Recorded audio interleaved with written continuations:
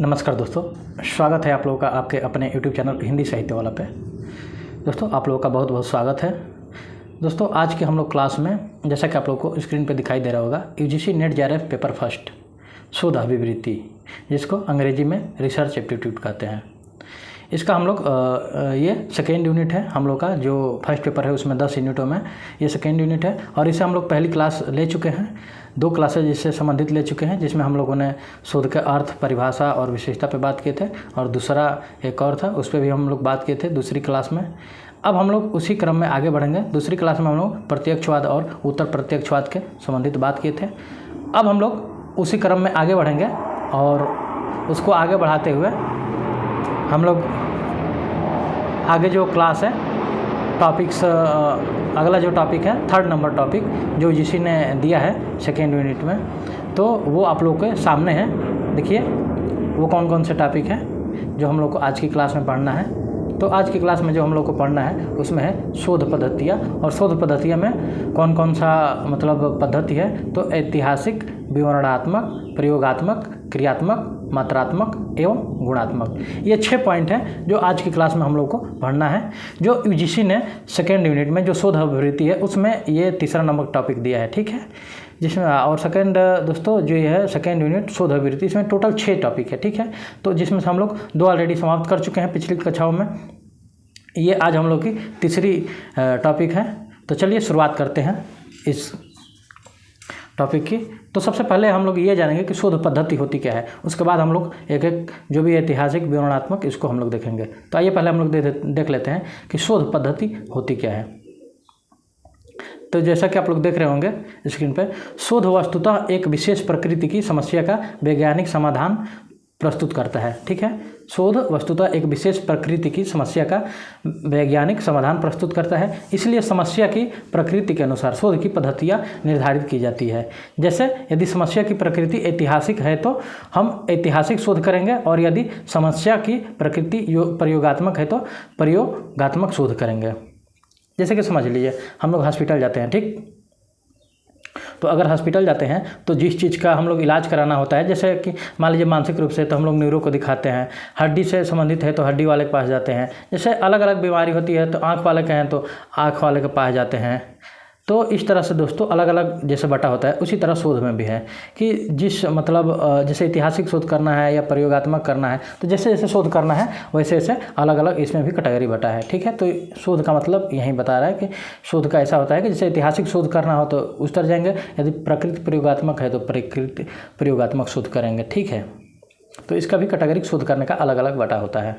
चलिए इसके संदर्भ में, शोध पद्धति के संदर्भ में एक प्रमुख विद्वान है बेस्ट एवं काहन, उनके अनुसार देख लेते हैं। तो बेस्ट काहन के अनुसार देख लीजिए, बेस्ट एवं काहन उनका नाम है, ध्यान दीजिएगा। बेस्ट काहन ने शोध पद्धति का वर्गीकरण किया था, जो सबसे मतलब उचित और सर्वमान्य नहीं होता है जैसे माना जाता है, तो उसी तरह सबसे उचित जो विभाजित किए थे ये, चाहे शोध पद्धति को वर्गीकृत किए थे, तो इनका ही माना जाता है जिनका नाम है बेस्ट एवं काहन। तो बेस्ट काहन द्वारा किया गया वर्गीकरण सबसे अच्छा माना जाता है, और उसके अनुसार शोध की 6 प्रमुख विधियां है या पद्धतियां मानी गई है, ठीक है।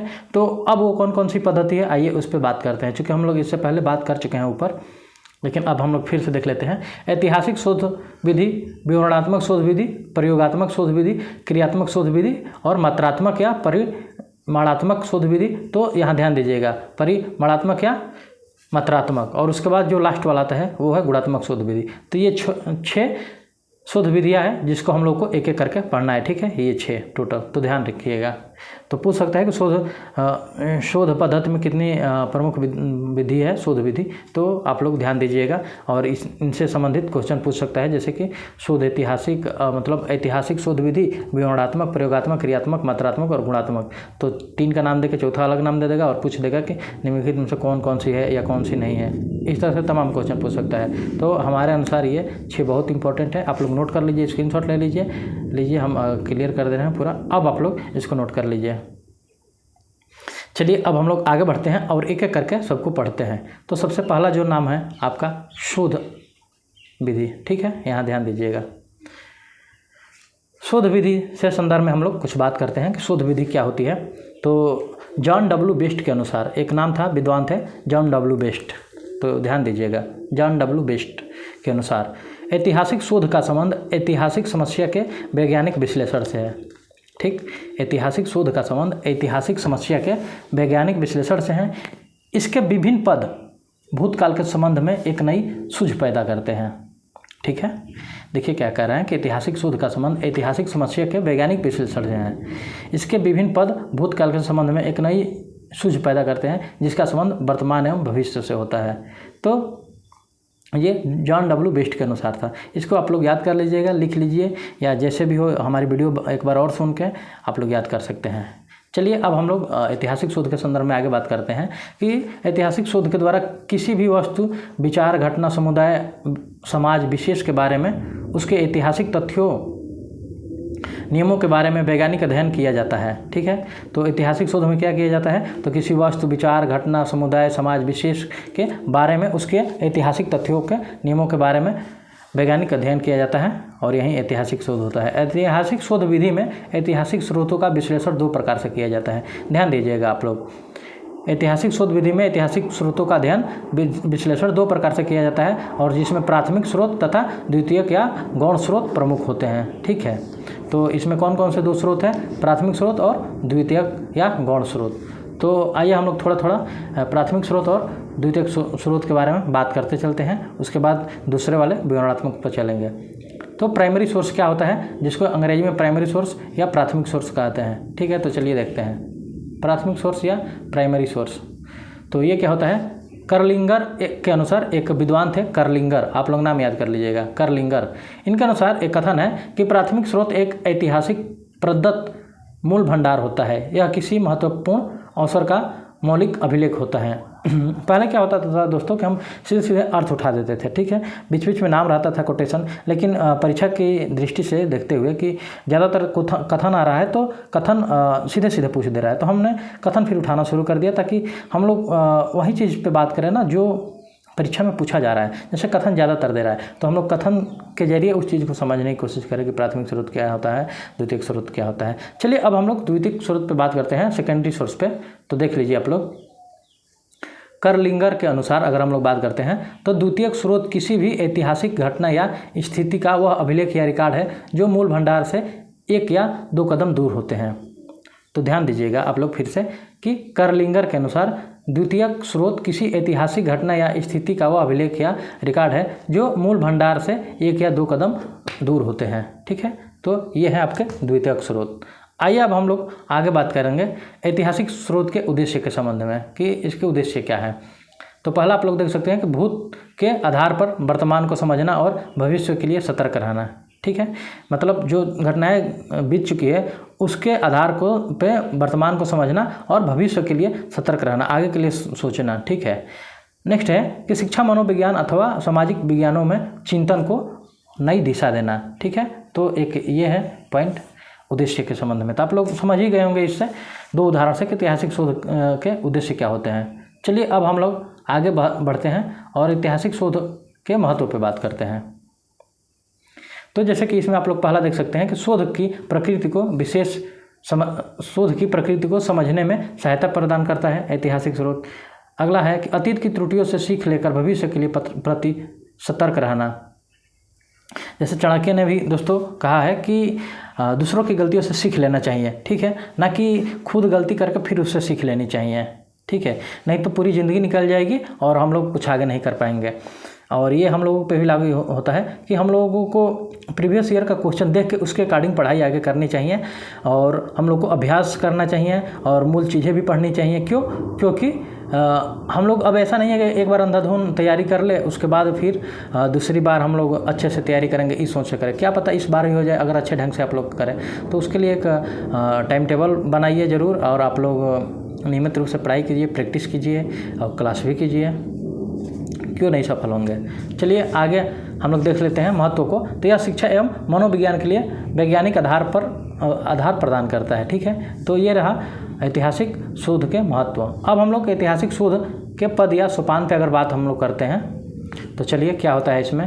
तो सर्वप्रथम किसी समस्या का चुनाव करना, तत्पश्चात समस्या की सीमा का निर्धारण करना, उसके बाद क्या होता है समस्या में से संबंधित परिकल्पनाओं का निर्माण करना, तथ्यों का संग्रह और प्रामाणिकता की जांच करना, और फिर अंत में परिणामों की व्याख्या एवं विवेचन करना। ये एक जो लाइन क्रम चलता है ना दोस्तों, जैसे हम लोग सबसे पहले क्या करेंगे, पहले तो हम लोग सोचे होंगे यूजीसी नेट की तैयारी के लिए, उसके बाद इसका सिलेबस क्या होता है, उससे पहले कि क्वालिफिकेशन क्या मांगता है, उसके बाद कौन कौन से स्रोत है पढ़ने के लिए, और उसके बाद हम लोग फिर पढ़ाई स्टडी शुरू करते हैं। ठीक है, तो दोस्तों इसी तरह शोध के पद या सोपान में भी सेम होता है,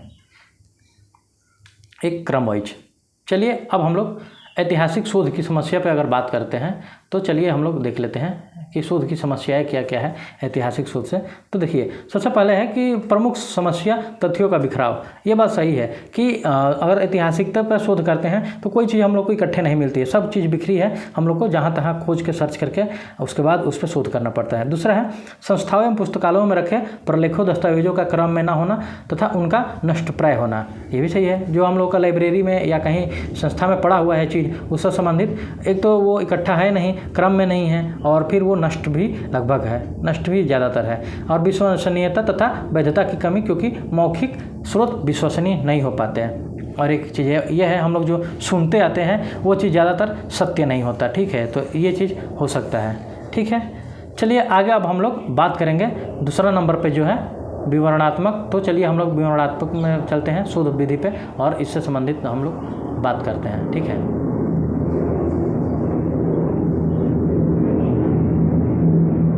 चलिए ये रहा विवरणात्मक शोध विधि। तो इस शोध विधि में वर्तमान स्थिति का वर्णन एवं विश्लेषण किया जाता है। ध्यान दीजिएगा, विवरणात्मक शोध विधि में क्या होता है, तो इसमें जो वर्तमान आपकी स्थिति चलेगी उससे संबंधित यहाँ पे वर्णन किया जाएगा, विश्लेषण किया जाएगा। इसे अप्रयोगात्मक शोध विधि भी कहा जाता है। तो शोध भी कहा जाता है। तो अगर आप लोगों से पूछ दे सीधा सीधा कि अप्रयोगात्मक शोध किसे कहा जाता है, तो विवरणात्मक विधि को अप्रयोगात्मक शोध विधि भी कहते हैं। इसके अंतर्गत स्पष्ट परिभाषित समस्या पर कार्य किया जाता है। तो चलिए बेस्ट वर्णनात्मक शोध की व्याख्या करते हुए कहते हैं, अभी हम लोग जो बेस्ट एवं काहन की बात किए थे, तो उसमें से जो बेस्ट थे वो वर्णनात्मक शोध की व्याख्या करते हुए कहते हैं कि देखिए इनका कोटेशन है कि वर्णनात्मक शोध क्या है और इसका वर्णन एवं विश्लेषण करता है। ठीक है, तो आइए नीचे देख लीजिए, एक और कोटेशन है इनका कि परिस्थितियाँ अथवा संबंध जो वास्तव में वर्तमान है, अभ्यास जो चालू है, विश्वास विचारधारा अथवा अभिवृत्तियाँ जो पाई जा रही है, प्रक्रियाएं जो चल रही है, अनुभव जो प्राप्त किए जा रहे हैं अथवा नई दिशाएं जो विकसित हो रही है, इन्हीं से इसका संबंध है। तो आप लोग इसको नोट कर लीजिए, या चाहें तो आप लोग इसको स्क्रीनशॉट ले लीजिए, या आप लोग वीडियो को दोबारा सुन के इसको याद कर लीजिएगा कि विवरणात्मक शोध क्या है। ठीक है, तो ये रहा दोस्तों बेस्ट के अनुसार। अब हम लोग अगर विवरणात्मक शोध के उद्देश्य पे बात करते हैं, तो आइए हम लोग देखते हैं इससे संबंधित कि इसके उद्देश्य क्या होते हैं। और दोस्तों एक बात, कुछ हमारे दोस्त हैं जो उनको लग रहा होगा कि वीडियो में दोस्तों सर ऐसे एकाएक आप पढ़ते चल रहे हैं और इसको समझा नहीं रहे हैं, तो ऐसा नहीं है दोस्तों। जहाँ समझाने वाली बात होती है वहाँ पे हम बिल्कुल समझाते हैं। अब जैसे उद्देश्य है, तो उद्देश्य में दोस्तों जो उद्देश्य होता है सीधे सीधे हम नोट्स बना के ऑलरेडी उसके बाद हम आप लोग के सामने उस पर बात करते हैं। तो हमें नहीं लगता है कि उस पर ज़्यादा टाइम वेस्ट करने की ज़रूरत है एग्जाम को नज़र में रखते हुए।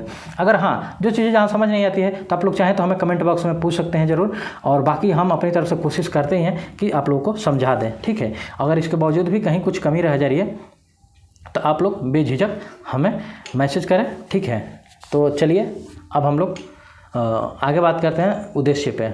तो भविष्य के शोध के प्राथमिक अध्ययन में सहायता करता है, मनोवैज्ञानिक विशेषताओं से परिचय प्राप्त करना और शैक्षिक नियोजन में सहायता करना, फिर मानव व्यवहार के विभिन्न पक्षों की जानकारी प्राप्त करना और वर्तमान परिस्थितियों की पहचान करना। तो ये विवरणात्मक शोध के उद्देश्य है, ये जो आप लोग को स्क्रीन पे चारों दिख रहे होंगे। ठीक है, अब हम लोग इसकी विशेषता पे थोड़ा बहुत बात कर लेंगे विवरणात्मक शोध की। तो चलिए विशेषता देखते हैं। पहला क्या है कि विवरणात्मक शोध गुणात्मक एवं संख्यात्मक दोनों प्रकार का हो सकता है। ध्यान दीजिएगा, यहाँ से क्वेश्चन कैसे पूछ सकता है आप लोग को, ये भी कि निम्न में से विवरणात्मक शोध की विशेषता होता है। एक हो जाएगा पहला ऑप्शन गुणात्मक, दूसरा होगा संख्यात्मक, तीसरा ऑप्शन जो होगा कि ए और बी दोनों, और डी हो जाएगा इनमें से कोई नहीं। तो हम लोग को ए और बी दोनों होगा तो वो आंसर मारना होगा। देखिए विशेषता पढ़े नहीं क्वेश्चन बनना शुरू, उदय से पढ़े नहीं क्वेश्चन बनना शुरू। तो क्वेश्चन कैसे बनना है, आपको माइंड में भी एक चीज़ें बननी चाहिए कि हाँ जो चीज़ पढ़ रहे हैं तो इससे क्वेश्चन कैसे बन सकता है, क्या हम लोग सही ढंग से पढ़ रहे हैं, नहीं पढ़ रहे हैं। तो ये आप लोग छोटा छोटा पॉइंट आप लोग को ध्यान देना होगा। चलिए आगे हम लोग बात करते हैं। जो दूसरा है कि इस शोध पद्धति में किसी वैज्ञानिक नियम का निर्धारण न करके समस्या समाधान के लिए उपयोगी सूचना प्रदान करते हैं। और जो लास्ट वाला पॉइंट है कि विवरणात्मक शोध पद्धति में वर्णन शाब्दिक भी हो सकता है एवं इसके गणितीय सूत्रों द्वारा भी व्यक्त करते हैं। तो दोस्तों ये रहा विवरणात्मक शोध की कुछ विशेषताएं। चलिए अब हम लोग इसके प्रकार पर बात करते हैं, आगे बढ़ते हैं। तो देखिए अगर प्रकार पे हम लोग बात करते हैं विवरणात्मक शोध के, तो देख सकते हैं वान डायलेन एक नाम था दोस्तों। वान डायलेन द्वारा प्रस्तावित वर्गीकरण सबसे उत्तम माना गया है। जैसे हम लोग ऊपर पढ़े थे कि बेस्ट एवं कानन द्वारा वर्गीकरण उत्तम माना गया है, वैसे ही विवरणात्मक के संदर्भ में वान डायलेन द्वारा प्रस्तावित वर्गीकरण सबसे उत्तम माना गया है। और कौन कौन से हैं तो आइए अब हम लोग इस पर बात कर लेते हैं। जैसे सर्वेक्षण अध्ययन, स्टडी सर्वे स्टडी और अंतर संबंधों का अध्ययन और विकासात्मक अध्ययन। ठीक है, तो ये दोस्तों कुछ इसके विवरणात्मक के प्रकार है। अब अगर सर्वेक्षण में हम लोग बात करना चाहेंगे सर्वेक्षण अध्ययन में क्या होता है, तो आप लोग देख सकते हैं। आइए हम लोग सबसे पहले बात करते हैं सर्वेक्षण अध्ययन में। तो सर्वेक्षण का मतलब ही क्या आता है, आप लोग समझ सकते हैं किसी चीज़ के बारे में सर्वेक्षण करना, जैसे हम लोग कहते हैं ना, तो इसका सामान्य अर्थ अगर दोस्तों बात करते हैं तो वर्तमान क्रिया में सुधार के लिए वर्तमान परिस्थिति से संबंधित आंकड़ों को एकत्र करना होता है। तो जैसे कि मान लीजिए प्रेजेंट में कोई हम लोग की समस्या चल रही है, मान लीजिए चलिए हम लोग अपने हमेशा जब भी एग्जाम्पल लेंगे तो एग्जाम से ही लेंगे। जैसे यूजीसी का हम लोग तैयारी कर रहे हैं, ठीक है, तो बस वर्तमान परिस्थिति को देखते हुए कि जैसा कि नज़रिया है यूजीसी का क्वेश्चन पूछने का, ठीक है, फर्स्ट पेपर से संबंधित, तो उसके संबंध में आंकड़ों को एकत्र करना, वैसा हम लोग को क्वेश्चन हल करना, प्रैक्टिस करना और उससे संबंधित हम लोगों को नोट्स बनाना, यही दोस्तों सर्वेक्षण अध्ययन होता है। ठीक है, तो आप लोग समझ गए होंगे छोटे से उदाहरण के थ्रू कि जो वर्तमान स्थिति चल रही है उसी से संबंधित आंकड़ों को एकत्र करना है। ठीक है, चलिए अब हम लोग बात करते हैं अंतर संबंधों का अध्ययन। ठीक है, अंतर संबंधों का अध्ययन। तो अंतर संबंधों के अध्ययन में भी हम लोग देख सकते हैं जैसे कि अंतर संबंधों का अध्ययन क्या होता है, जो 2 नंबर है। तो चलिए उसी पे बात कर लेते हैं हम लोग कि अंतर संबंधों का अध्ययन क्या होता है। तो सर्वेक्षण आप लोग समझ ही गए होंगे, तो अंतर संबंध में भी ये समझ लेते हैं कि इसका भी सामान्यतः अर्थ उसी संदर्भ में ले सकते हैं कि जिसमें शोधकर्ता वर्तमान स्थिति के सर्वेक्षण के साथ साथ उन सभी तत्वों को भी खोजने का प्रयास करता है जो घटनाओं में से संबंधित होती है। ठीक है, ध्यान दीजिएगा, अगर मतलब जो वर्तमान में चल रहा है तो उन चीज़ों को भी खोजने के साथ साथ उन तत्वों को भी हम लोग को खोजना है जो उससे संबंधित रहती है। बड़ी थोड़ा सा अंतर है सर्वेक्षण और इसमें अंतर संबंधों का अध्ययन में। ध्यान दीजिएगा कि शोधकर्ता वर्तमान स्थिति के सर्वेक्षण के साथ साथ उन तत्वों को भी खोजने की प्रयास करता है जो घटनाओं से संबंधित है। ठीक है, और विकासात्मक अध्ययन जो लास्ट वाला है, तो इस पर थोड़ा सा बात कर लेते हैं कि ये क्या होता है। तो इस पर हम लोग बात करें तो इसको भी आप लोग समझ सकते हैं कि विकासात्मक अध्ययन क्या होता है। तो इस अध्ययन में दोस्तों वर्तमान परिस्थितियों का अध्ययन किया जाता है, ठीक, लेकिन इसके अलावा उसमें समय के साथ होने वाले परिवर्तनों का भी अध्ययन किया जाता है, यह मुख्य। ठीक है, तो देखिए पहले में क्या था कि जो वर्तमान में चल रहा है उसके अकॉर्डिंग, दूसरे में क्या था कि जो वर्तमान में चल रहा है उसके अकॉर्डिंग, लेकिन उसके तत्वों को जो शाखाएं हैं उसको भी। लेकिन विकासात्मक में क्या है कि वर्तमान में जो चल रहा है उसको भी करना है, बल्कि उसके साथ साथ समय के साथ होने वाले परिवर्तनों को भी। ध्यान दीजिएगा, ये नहीं कि जैसे हम लोग मान लीजिए इंजीनियर का तैयारी कर रहे हैं तो विभिन्न पक्षों को पढ़ रहे हैं, ठीक है, लेकिन जैसे जैसे खुद को डेवलप कर रहा है वैसे वैसे हम लोग खुद को विकासात्मक अध्ययन, मान लीजिए अगर शोध है तो यहाँ पे हम लोग उसका उदाहरण ले रहे हैं, तो हम लोग भी उसके साथ परिवर्तन हो गए, उसी के अकॉर्डिंग पढ़ाई करेंगे। तो यही है विकासात्मक अध्ययन। ठीक, चलिए इसके चरण देख लेते हैं कि किस किस चरण में होता है और कैसे कैसे ये विकासात्मक शोध चरण होता है। तो शुरू से हम लोग एक एक करके चरण इसके देख लेते हैं। जैसे डेविड फॉक्स ने विवरणात्मक शोध के निम्नलिखित चरण बताए हैं। ध्यान दीजिएगा, डेविड फॉक्स के अकॉर्डिंग हम लोग ये शोध समस्या को पढ़ रहे हैं, इनके कि शोध के चरण कैसे कैसे इनके कार्य करते हैं। तो जैसे सबसे पहला है कि शोध समस्या के कथन को स्पष्ट करना। सबसे पहले कि जो समस्या है उसको स्पष्ट कर लीजिए कि हाँ ये समस्या है। उसके बाद यह निश्चित करना कि समस्या सर्वेक्षण शोध से के उपयुक्त है। और दूसरा ये कि सर्वेक्षण शोध की उपयुक्त है वो समस्या जो है। तीसरा, उचित प्रकार की सर्वेक्षण विधि का चुनाव करना, ठीक, उद्देश्य को निर्धारित करना, और उसके बाद यह सुनिश्चित करना कि आंकड़े प्राप्त करने का उपकरण उपलब्ध है, और फिर आगे प्रस्तावित सर्वेक्षण की सफलता का पूर्व अनुमान लगाना, फिर उसके बाद शोध के प्रतिनिधि न्यायादर्श का चुनाव करना, और फिर उसी में आगे न्यायादर्श उपकरण आदि को ध्यान में रखते हुए सर्वेक्षण की सफलता का अंतिम पूर्व अनुमान लगाना, आंकड़े प्राप्त करने का अभिकल्प तैयार करना, और फिर इसी में आगे आंकड़े का संग्रह करना, आंकड़ों की विश्लेषण करना, प्रतिवेदन तैयार करना, और फिर उसके बाद निष्कर्ष पे पहुंच जाएंगे। तो ये पूरा क्रम होता है दोस्तों। जैसे कि कितना है, 1 2 3 4 5 6 7 8 9 10 11 12 13 स्टेप है। उसमें दोस्तों विवरणात्मक शोध के चरण होते हैं, ठीक है। तो एक एक एक एक एक करके लास्ट में हम लोग निष्कर्ष पे पहुंचते हैं। जैसे कि हम लोगों को अगर यूजीसी क्वालिफाई करना है, नेट जेआरएफ पीएडी अगर करना है, तो पहले 2 चरण से हम लोग को पेपर से गुजरना पड़ेगा, और ये है एक फर्स्ट पेपर है, सेकंड पेपर है, उसके बाद हम लोग का इंटरव्यू जो होता है।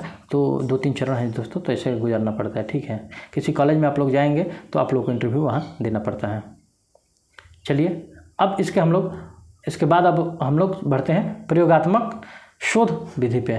तीसरा जो है, आशा करते हैं कि आप लोगों को जो दोनों समझाए वो आप लोग समझे होंगे। तो तीसरा पे बात करते हैं। तो प्रयोगात्मक शोध विधि क्या होती है, तो ध्यान दीजिएगा। इस विधि में शोधकर्ता सदैव नवीन तथ्यों की खोज करता है। यह शोधकर्ताओं के ज्ञान को बढ़ाने में सहायक होता है। इस विधि में शोधकर्ता स्वतंत्र चर एवं आश्रित चर के मध्य कार्य कारण संबंधों का अध्ययन करता है। और इसके संबंध में, प्रयोगात्मक संबंध में दोस्तों, एक जेम्स एस मिल है जो इन्होंने अपना कथन दिया है। तो आइए, ये महत्वपूर्ण है, किसी का कथन तो कुछ ज़्यादा ही महत्वपूर्ण है इस पेपर के थ्रू।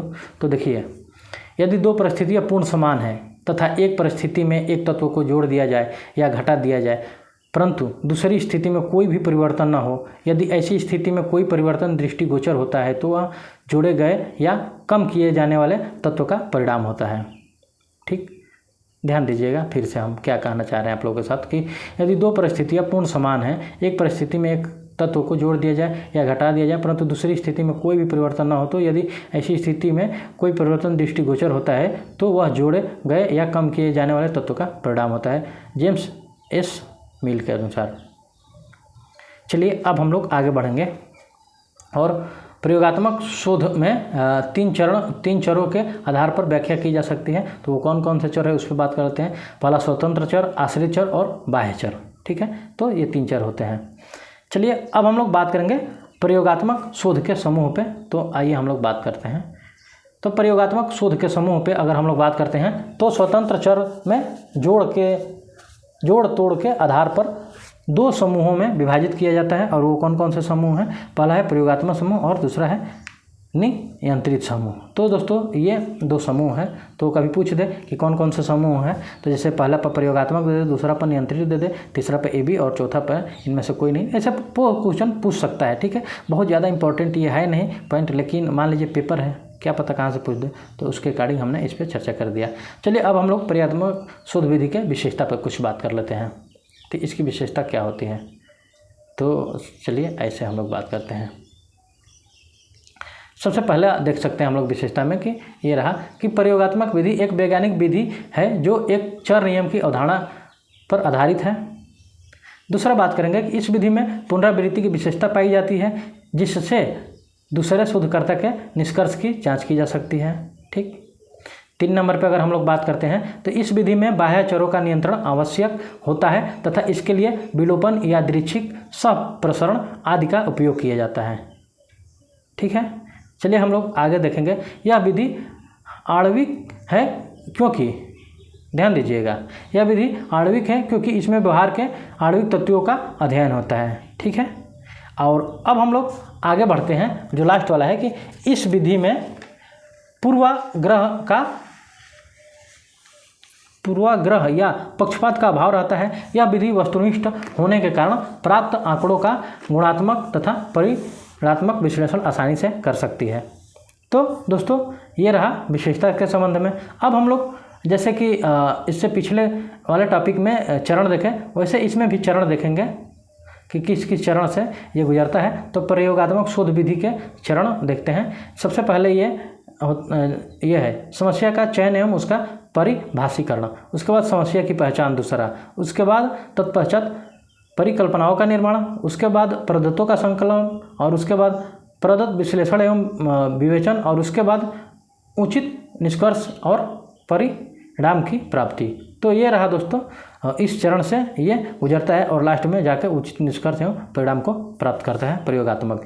तो इसे पिछला 13 चरण से गुजरता था, ये 2, 3, 4, 5, 6 ये 6 चरण में आपका सॉल्यूशन कर देता है। ठीक है, चलिए अब हम लोग देखेंगे 4 नंबर पे जो पॉइंट है क्रियात्मक शोध विधि।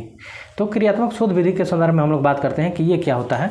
तो देखिए, एक विद्वान थे S.M. कोरे के अनुसार, ध्यान दीजिएगा S.M. कोरे, तो इसके अनुसार हम लोग देखते हैं क्रियात्मक शोध एक प्रक्रिया है जिसके द्वारा एक व्यवसायी अपने निर्णय में निर्देशित होने के लिए सुधार लाने एवं मूल्यांकन के लिए अपनी समस्याओं का वैज्ञानिक ढंग से अनुभव करता है।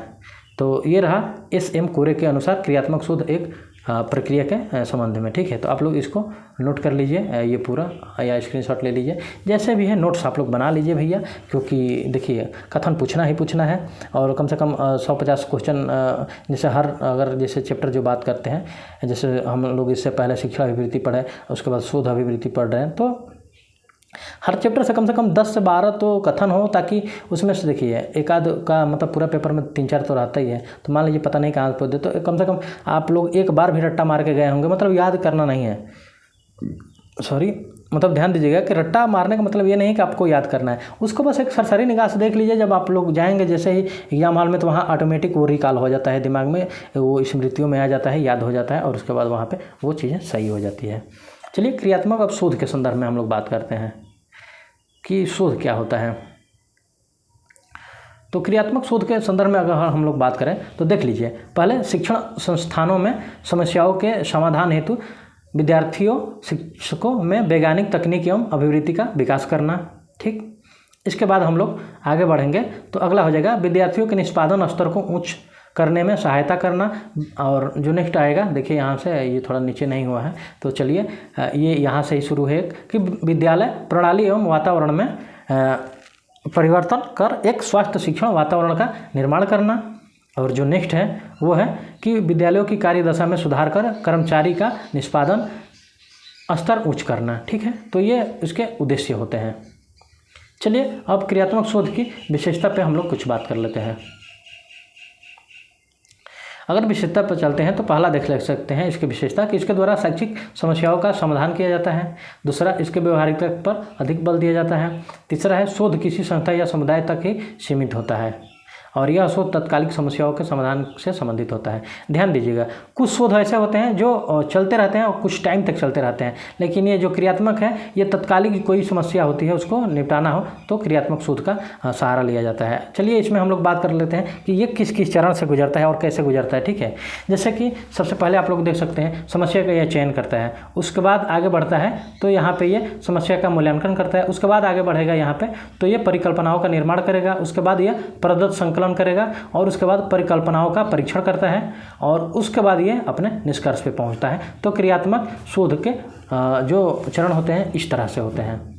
चलिए अब हम लोग आगे बढ़ेंगे और इसके बाद हम लोग देखेंगे मात्रात्मक या परिमाणात्मक शोध विधि, और ये थोड़ा सा छोटा है बाकी सबसे, क्योंकि सबको हम लोग डिटेल में बात किए थे।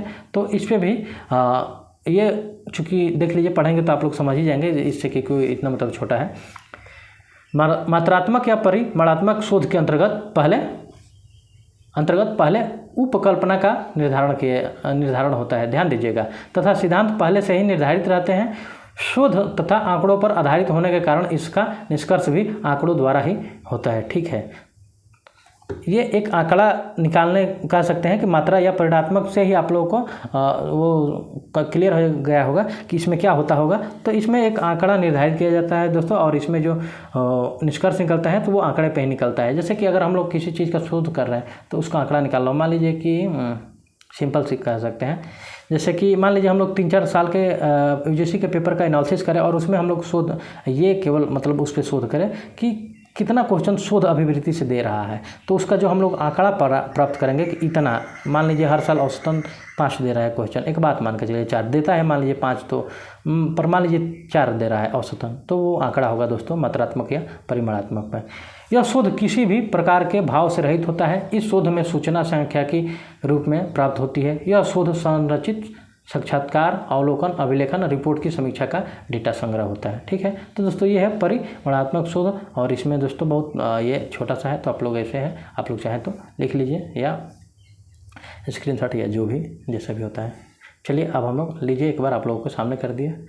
अब हम लोग फिर से चलते हैं आगे और लास्ट वाला देखते हैं, क्वालिटेटिव रिसर्च यानी गुणात्मक शोध विधि। तो 6 नंबर पे जो लास्ट है, हम लोग को सिलेबस में भी है यही, मतलब जो 5 पढ़े वो भी थे, ये भी है, ऐसा नहीं है कि केवल यही है। तो इस शोध का उद्देश्य मानव व्यवहार तथा उसे नियंत्रित करने वाले कारणों को समझना होता है। ध्यान दीजिएगा, बहुत गहरी बात है कि मानव व्यवहार तथा उसे नियंत्रित करने वाले कारणों को समझना होता है। इस विधि के अंतर्गत क्या, कहाँ, कब, क्यों और कैसे आदि प्रश्नों की जाँच की जाती है। आजकल बहुत क्वेश्चन आते हैं, हाँ कहाँ जा रहे हो, कैसे हो, तुम कहाँ हो, और क्या कर रहे हो, हाँ ये भेजो, स्क्रीनशॉट भेजो, फ़ोन दिखाओ, वीडियो कॉल पे आओ, तमाम चीज़ की बात होती है दोस्तों। और मतलब ये किसी प्रॉपर इंसान को लेकर आपकी लाइफ में नहीं बात कर रहे हैं, मतलब ये नॉर्मल है, ये किसी के भी साथ हो जाता है, तो वो सब गुणात्मक शोध विधि के अंतर्गत आता है। ठीक है, आप लोगों को भी कोई ना कोई परेशान करता ही होगा इससे, कहाँ हो, कैसे हो, किसका फ़ोन आ गया, क्या है, तो उस पर चलिए अब हम लोग उससे आगे बढ़ते हैं, आगे देखते हैं। गुणात्मक शोध के अंतर्गत कुछ विशिष्ट विधियों का प्रयोग किया जाता है जिनका वर्णन निम्न प्रकार है, और वो कौन कौन से इसके अंतर्गत दोस्तों कुछ विशिष्ट विधि होती है, तो उस पर हम लोग बात कर लेते हैं। सबसे पहला जो इसमें आता है समूह केंद्रित शोध। ठीक, समूह केंद्रित शोध। तो अगर समूह केंद्रित शोध के बात करें तो इसके अंतर्गत दोस्तों कुछ व्यक्तियों का एक समूह बनाकर किसी स्थान पर एकत्र होता है तथा किसी विशेष पर आपस में चर्चा होती है। जैसे मान लीजिए कोई सोसाइटी है और सोसाइटी में संबंधित कोई समस्या हुई है, ठीक है, तो वहाँ पे जो आसपास जो भी रहते हैं लोग वो मिलेंगे, इकट्ठा करेंगे और उस पर चर्चा करेंगे। चूँकि हम यहाँ शोध की बात कर रहे हैं, लेकिन उदाहरण अगर देना है तो हम ऐसे बात कर रहे हैं कि कुछ लोगों का समूह मिलता है, फिर वो आपस में चर्चा करता है उस पर। तो एक सोसाइटी में कोई अगर समस्या होती है तो उसका उदाहरण हम लोग देख सकते हैं। या आप लोग गाँव से अगर में रहते होंगे तो आपके मोहल्ले में जो समस्या होती है, शहर में रहते हैं तो आपकी सोसाइटी में जो समस्या होती है, तो चाहे आप जिस एरिया में रहते हैं तो उस एरिया कुछ समस्या है, तमाम तरह की समस्या होती है, और वहीं समूह में केंद्रित होना समूह केंद्रित शोध के अंतर्गत आता है। प्रत्यक्ष अवलोकन पर हम लोग बात कर सकते हैं। चलिए, तो इसमें बाह्य पर्यवेक्षक के द्वारा डेटा संग्रह किया जाता है और जिसमें किसी विशेष स्थिति के अंदर अध्ययन की वस्तु का अवलोकन किया जाता है। ठीक है, तो ये रहा दूसरा प्रत्यक्ष अवलोकन। तीसरा पे अगर बात करते हैं घन साक्षात्कार, इस पर हम लोग बात करें तो यह असंरचित होता है। इसके माध्यम से तथ्यों को गहराई अर्थात व्यापकता से जानने का प्रयास किया जाता है। ध्यान दीजिएगा, ठीक है। नेक्स्ट पे बात करते हैं प्रदत्त आधारित सिद्धांत पे। तो इस पे हम लोग देख सकते हैं कि इसके अंतर्गत शोधकर्ता आंकड़ों मतलब आंकड़ा एकत्र करते हैं या आंकड़ों को प्रदत्त करते हैं। तो बात वही है दोस्तों। नेक्स्ट देख सकते हैं घटनाजन्य शोध। ठीक है, तो इसमें दोस्तों शोधकर्ता एक या अधिक व्यक्तियों के किसी घटना विशेष के बारे में अपने अनुभव को समझने का प्रयास करता है। जो घटना दोस्तों होती है तो उसमें शोधकर्ता क्या करता है कि एक या एक से अधिक व्यक्तियों के किसी घटना विशेष के संबंध में अनुभव प्राप्त करता है या उसके बारे में जानने की कोशिश करता है। निर्जातीय शोध ये क्या होता है, तो इसके अगर संबंध में बात करें तो इसे दोस्तों जातिवृत्ति शोध भी कहते हैं और इसका मूल उद्देश्य भौतिक एवं सामाजिक पर्यावरण आदि का निर्धारण करना होता है। ठीक है, और अंत वाला जो है सबसे लास्ट तो व्यक्तिगत अध्ययन शोध। तो इस पर अगर हम लोग बात करें तो इसके अंतर्गत दोस्तों शोधकर्ता कई इकाइयों या न्यायादर्शों का अध्ययन करने के स्थान पर एक न्यायादर्श गहन अध्ययन करता है। मतलब देखिए कोई चीज़ का मतलब लास्ट वाला जो व्यक्तिगत अध्ययन शोध है, तो इसमें कर सकते हैं कि जैसे कोई चीज़ अगर वो शोध करता है तो वो मतलब उसके बारे में डीपली जाता है, गहन से अध्ययन करता है और अध्ययन करने के स्थान पर एक या न्यायादर्श मतलब कह सकते हैं एक से ज़्यादा भी उसके संदर्भ में वो बहुत गहन अध्ययन करता है। ध्यान दीजिएगा, व्यक्तिगत में कोई चीज़ करेगा बहुत गहन करेगा। एक व्यक्ति को मतलब अगर मान लीजिए शोध कर रहा है तो किसी एक अभी जैसे ऊपर हम लोग पढ़े कि एक व्यक्ति या उससे अधिक पे भी वो अनुभव प्राप्त करता है, लेकिन यहाँ पे अगर शोध करता है तो एक या एक से अधिक पे जाता है लेकिन उसके बारे में डीपली अध्ययन करता है। ठीक है, तो वो व्यक्तिगत अध्ययन का शोध होता है। ठीक है, अब एक तरफ से आप लोग ये भी परिभाषा समझ सकते हैं कि मान लीजिए किसी आदमी के बारे में जानना है तो उसके बारे में डीपली फिर उससे बात करनी, उसके बारे में जानना, और ये बात होती है। आप लोग एक से अधिक को भी इसमें ले सकते हैं व्यक्तिगत अध्ययन शोध में। तो दोस्तों ये रहा आप लोगों के सामने ये आज का तो जिसमें अब हम लोग देख लीजिए इससे संबंधित क्वेश्चन कैसे बन सकते हैं। इससे शुद्ध गुणात्मक विधि में जो इसके प्रकार हैं, विधियों में जितने वर्णन किया गया है, तो आप लोग ये है इसको पहले ये जो आप लोग के साथ सामने है इसको नोट कर लीजिए। इसमें से 3 का नाम देके वहीं फिर 1 का नाम नहीं दे सकता है, या 4 का नाम देके और फिर वैसे ही आप लोग का कूट में बना सकता है, जिसमें 5वां विकल्प एक दूसरा दे सकता है। ठीक है, तो ये रहा दोस्तों आज की क्लास आप लोगों को। और सामने ये है दोस्तों सर्च ऑन यूट्यूब @हिंदी साहित्य वाला। तो जो हमारे दोस्त हमारे चैनल पर नए होंगे तो आप लोग को वीडियो कैसी लगी दोस्तों, वीडियो अच्छी लगी है तो आप लोग चैनल को सब्सक्राइब कीजिए, ताकि हम लोग का अभी तो क्लास लंबा होने वाला है। अभी तो शोध विवृत्ति में आज 3री क्लास है, अभी पूरा आगे का 8 यूनिट बाकी ही है। तो दोस्तों ये आप लोगों से एक बार और बात करना चाहेंगे कि हम लोगों ने टारगेट रखा है, जो हमारे दोस्त एकदम पहली क्लास से भी कुछ दोस्त हमारे जुड़े हैं और पहली क्लास से भी उन लोगों ने बताया कि सर कंटिन्यू रखिएगा क्लास, तो हम लोग भी आप लोग की क्लास करते रहेंगे। तो दोस्तों आप लोगों को ही नज़र में रखते हुए हम लोग ने ये क्लास कंटिन्यू रखा है, और इस पे हम लोग आप लोगों से बात करना चाहेंगे कि हम लोग उन्हीं टॉपिक्स पे बात करेंगे जो महत्वपूर्ण है परीक्षा की दृष्टि से, जिससे ज़्यादा आते हैं। हालांकि छोड़ेंगे नहीं किसी को, लेकिन उस पर नॉर्मल चर्चा करते हुए, लेकिन जहाँ से आते हैं वहाँ हम आप लोगों को कथन भी बताते हैं, उससे संबंधित क्वेश्चन भी किस तरह का आएगा इस पर भी बात करते हैं। तो दोस्तों हम लोग बिल्कुल सब सारा पेज मतलब जितने भी यूनिट है सबको कवर कर लेंगे, 10 यूनिट को। आप लोग को मैथ राजेश सर की क्लास कल से शुरू ही हो गई है, तो आप लोग उनको भी एंजॉय कीजिए, बहुत मज़ेदार टीचर हैं, आप लोगों को मज़ा आएगा उनके साथ भी पढ़ के, और बाकी के टॉपिक्स हम आप लोगों के साथ पढ़ाएंगे और पढ़ेंगे। तो दोस्तों आज की वीडियो ये रही। नेक्स्ट क्लास में हम लोग इसी में 4 नंबर पॉइंट पे बात करेंगे और 6 क्लास में इसको समाप्त कर देंगे। इसके साथ साथ दोस्तों आप लोगों से एक और बात है कि इससे संबंधित प्रैक्टिस चलता रहता है, और डिस्क्रिप्शन में लिंक डाल देंगे प्रैक्टिस सेट वाला जहाँ चलता है कंटिन्यू, तो आप लोग वहाँ से प्रैक्टिस सेट की भी वीडियो लगातार देख सकते हैं। आज क्लास होती है तो इससे संबंधित 50 क्वेश्चन आप लोग को हल करा दिया जाएगा। जैसे ये टॉपिक्स आप लोगों के सामने हुई तो इससे संबंधित टोटल 50 क्वेश्चन आप लोग को हल करवाया जाएगा। तो दोस्तों ये रहा आज की क्लास। आप लोग को वीडियो कैसी लगी तो आप लोग वीडियो को लाइक एवं सब्सक्राइब कीजिए। जो हमारे दोस्त नए हैं तो आप लोग भी भैया वीडियो को सब्सक्राइब कर लीजिए, ताकि नेक्स्ट क्लास आप लोगों को पास सबसे पहले पहुँचे। तो चलिए दोस्तों आप लोग गुफ्त से आज अलविदा लेते हैं। तो दोस्तों वीडियो कैसी लगी, तो वीडियो अगर अच्छी लगी हो तो एक लाइक फिर से कहेंगे दबा दीजिए। तो धन्यवाद दोस्तों, आप लोग हंसते रहिए, मुस्कुराते रहिए, और हिंदी साहित्य वाले के साथ ऐसे ही अपना फर्स्ट पेपर पढ़ते रहिए। तब तक के लिए दोस्तों धन्यवाद।